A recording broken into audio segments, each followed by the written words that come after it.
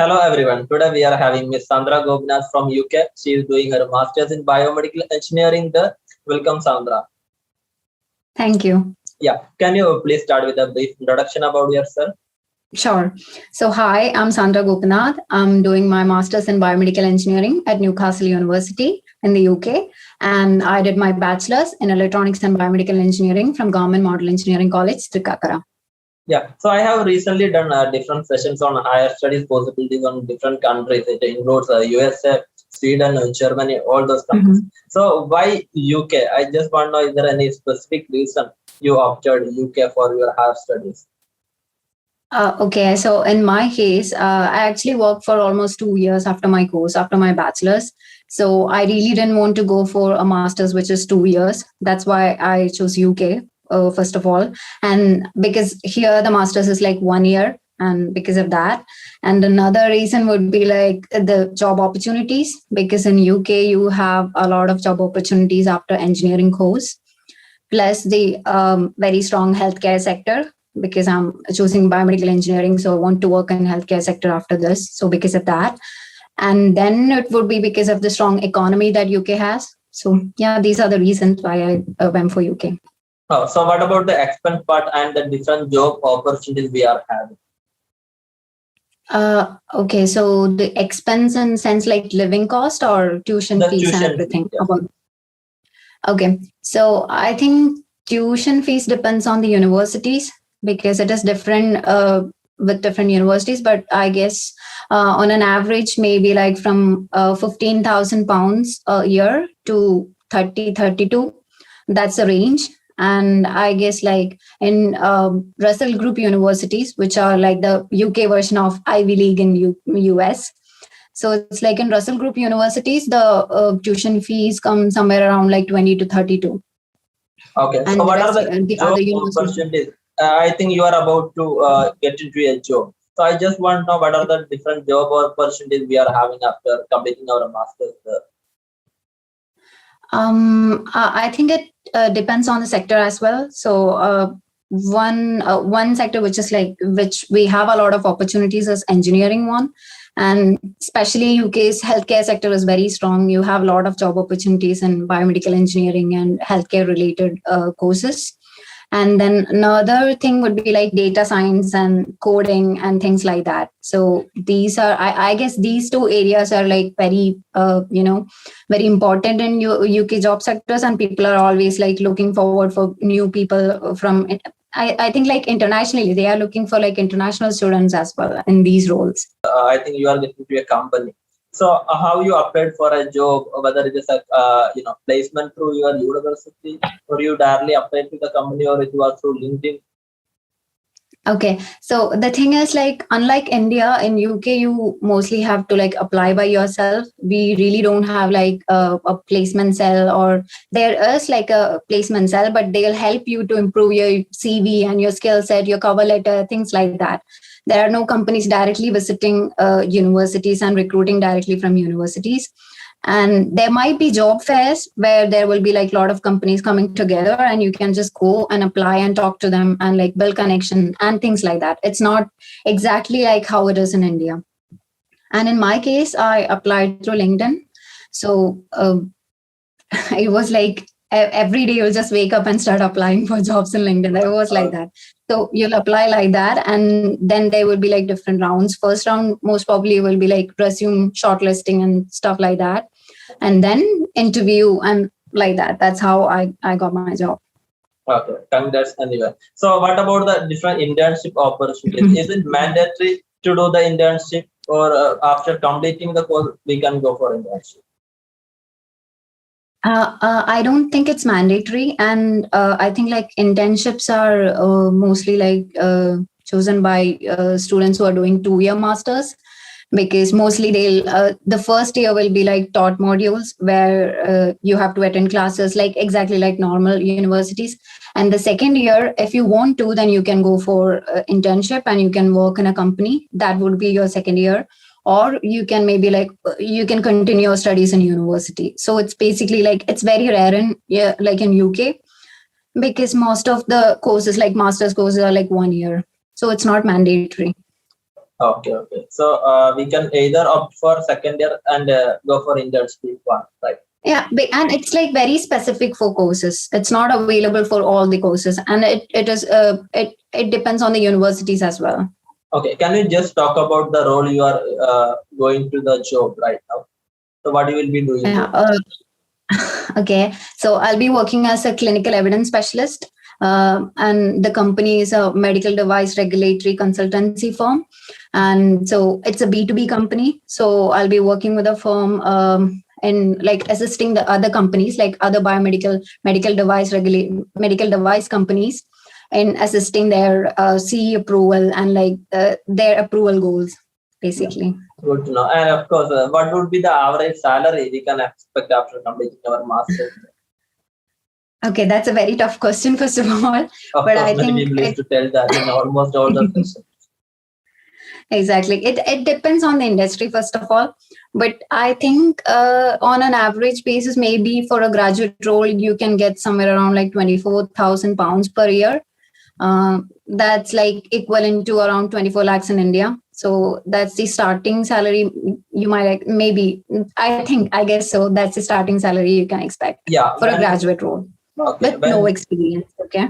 Okay. And when we are doing our course, I was asking about the expense part. So is there any possibility we can do the part-time job there, or is there any specific limit? We can work only maybe 10 hours or 20 hours like that.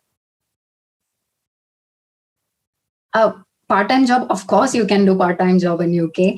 So, but there are time limit. So it's like during your term time where you have classes and everything, you can work for like 20 hours a week. And when you don't have classes, so it's like vacation time, or once you finish your class, then you can work for like 40 hours a week. Okay. So what is the average income we can earn by doing this part-time job? Okay, so I think that's also depending on depending at where are you working, because if you're working in a store like supermarket or something like that, then most probably you'll get minimum wages, which is somewhere around like for students up to 24, it is somewhere around 7.95 or something, like £95 per hour. Okay, so and if you're we'll be able 23, to cover our living expense with that. I think that depends on the city where you are living. For example, if you are in London, then, and if you're not getting this amount as your your part-time job fare, then I don't think you might be able to like manage everything. But it's all about like how you're planning your budget, and if you can plan it properly, then it's fine. I think like I've seen people who are working with part-time job and managing it pretty well. Okay. So before getting into this UK, so how was your preparation? So what were the different procedures you gone through, the admission process and all? Okay, so I think like when I was working, then I started preparing for UK. So I said I worked for almost 2 years. So during that time, the first thing that I did was I Googled the universities and the course. Obviously, I was going for biomedical engineering. I knew that. So it's like, so then I shortlisted some of the universities according to that, whoever giving this course. And then I ranked them according to their international ranking. And then I checked for their fee structure and their academic structure, curriculum and everything. So whichever matched to my profile and I felt like doing, I shortlisted again. And that was my first step in doing in researching about the masters and everything. And once I sorted out these things, then the next thing was visa, like how to do it, how to apply and everything. And applying, I think it's pretty easy in the case of UK, because you are directly applying to the universities and there is no application fee for UK universities. So you can apply for like as many universities as you can. So if you're not sure that you're going to get into this particular university, you can always have a backup. So I think I've applied for 5 or 6 universities, and it's like you can directly go to the website of university and you can apply there. And while applying, you need like LORs, at least that is the letter of recommendation, from like at least 3 letter of recommendation. And I got like two from my faculties, one from the head of department, other from class advisor, and then one of the other letter of recommendation from the company, the manager that I was reporting to. So it is not necessary, because if you haven't worked at least like 1 year, then I don't think that actually matters. So if you work more than 1 year, then you can get a letter of recommendation from your manager as well, or supervisor. And the other thing is a statement of purpose. So that's like you have to introduce about yourself. You have to talk about what you want to do with your life. Why do you choose this university? Why do you choose this country? And basically everything about yourself and why you are there and what do you want to do after that. So basically everything. Okay. And then I think like these are the main things that required for application. And so then you asked me about the agency and things like that. Okay. So since I was working for initial everything and searching and all those things, I approached IDP Cochin. So they helped me with all the research and things like that. While applying, you will apply by yourself, but you can always go for like a second opinion. If you do some mistakes, then they are going to be there to help you. One more thing, when we are studying there, what are the subjects? We may have to look into different subjects we are having. Okay, I think that depends on your requirement, what you want to do with your future. For example, like in case of biomedical, I would say like it is a unique course, but yet it is diverse, because you can get a lot of different type of branches in biomedical engineering itself. For example, you can go for biomaterials, and if you're interested in prosthetics and things like that, you can go for orthopedic engineering. You can go for biomechanics. Then you can go for bioelectrical imaging. So there's like a lot of streams under biomedical. So I guess it's your choice. You have to know which course you want to like. You should know where are you going or which subject you want to learn more. So according to that, you can choose whatever you want. There is a lot of options. So we can find all these details in the university website, right? Yeah, because there will be course curriculum and there will be your electives as well. So whichever you want, you can choose that one. And one more thing regarding that admission, I just want to clarify.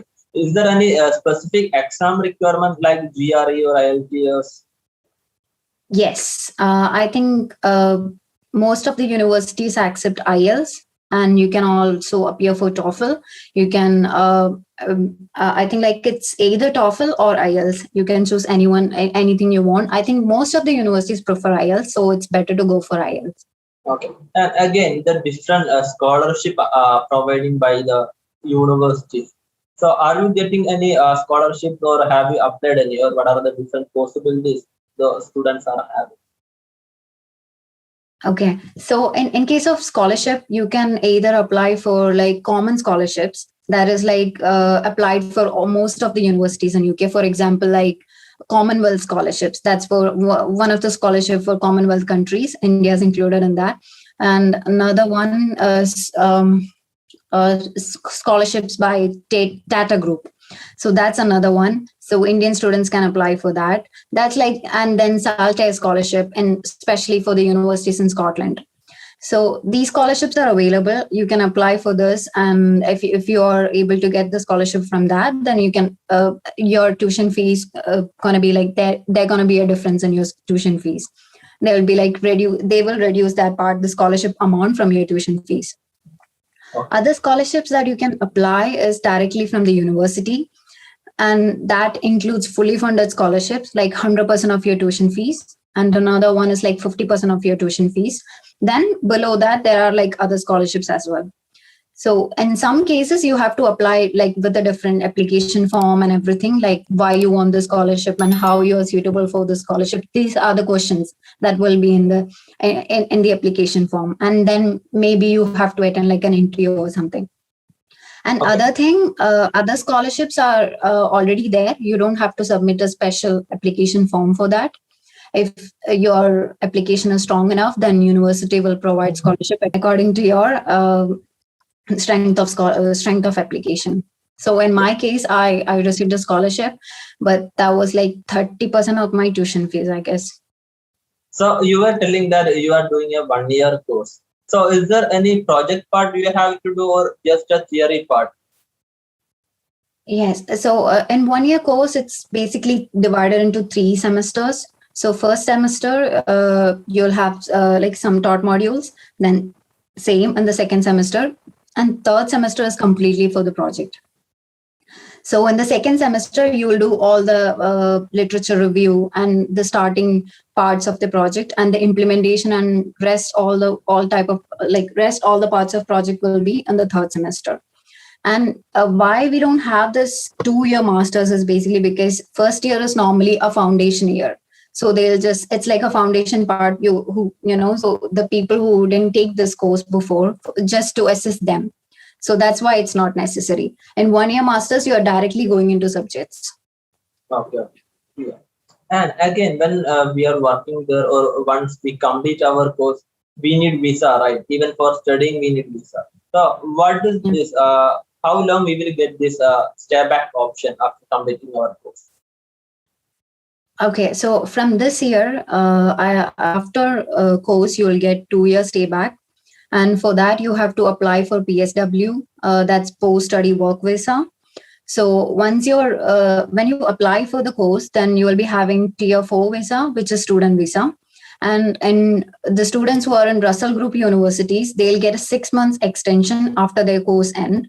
And that's the time whether they can apply for PSW or they can find a job or anything like that. And for other universities, the time gap will be 4 months. Okay, so what does this PSW visa is all about? So it's actually a new thing. It's starting from this year.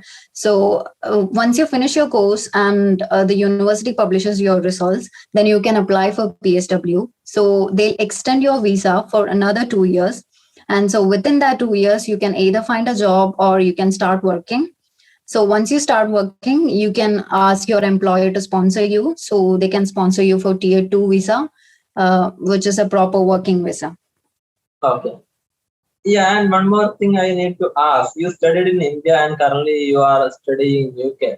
So what are the major differences you feel between the academic or the exposure you are having?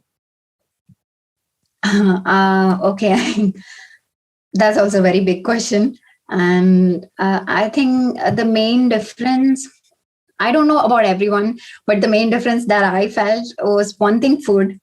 Of course, food, because it was hard for me to find all the stores and get all the food that I want and start cooking and all that. And the second thing would be adjusting with the climate, because UK climate is crazy and it's like it will change in every literally 10 minutes. Every 10 minutes it will change. So it was a little bit hard for me to manage to that one. Okay, and I think it depends. It's like, and it depends on the place as well. So I studied in Newcastle. So in Newcastle, it's like either rainy or it's like very cold. And it's hot only when it is maybe June, July or something. That time it is fine. It is hot. And rest all time it's like moody and rainy and like that. It changes every 10 minutes. It's so crazy. UK weather is like you really recommend UK for higher studies? But that's a fact. Even all these things are there, still people are coming to UK. Students are opting UK because it has world class universities. UK has a very good universities and world class education, very strong economy. So it's like these things are worth it. And I wouldn't say it is so hard. Once you get to you will be fine with it. After some point there will be a time for you, a time gap to adjust to everything. Yeah. But after that, you'll be fine. Of course. And I'm sure it will be watched by many biomedical engineering students who are planning to do higher studies. So do you have any specific advice to them or how to prepare for their higher studies? First thing I would say, be sure on the course that you are taking. Before taking one particular course, have a good research before that, and try to get into Russell Group universities, because even when employers are looking at your resume, if you are coming from a Russell Group university, then that's an advantage. So try to get into a Russell Group university and then this one, and then I would say don't think too much. just take a chance. It's completely okay. Everyone is managing it pretty well, so you're going to manage it really well. And I'm not going to lie, it's going to be hard at some times. You're going to adjust to new things. It's not that easy to come to a different country and start everything, but it is all worth it. You're going to enjoy it, and that's it. That's my advice. That's really good. And thank you so much for sharing your valuable knowledge with us. And thank you for having me.